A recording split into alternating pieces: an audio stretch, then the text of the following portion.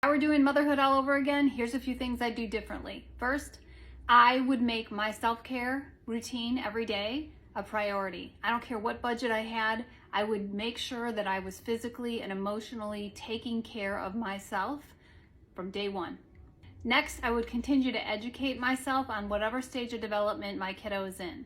I can't tell you how many times I ended up at Barnes & Noble looking for a book because my kid had a problem situation or was in a crisis, and I was anxious because I didn't know the answer. If I would have kept up with my knowledge of child development as my kids were growing, it would have made it a lot easier. Knowledge is power, and when we parent from fear, it breeds disconnection.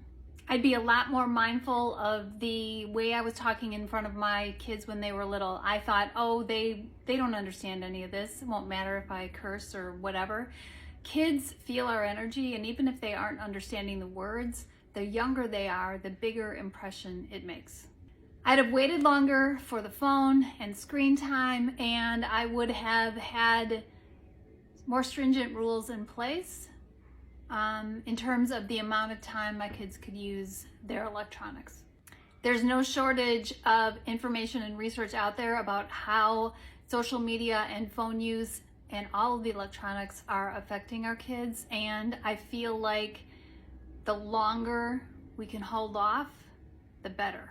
I'd have spent less time cleaning the house and making sure we all had matching outfits for our family picture, and spent instead that energy on just connecting with my kids. Because at the end of the day, having a house that's, spick and span, which is the way that I wanted it, and making sure everybody looked just perfect really doesn't matter.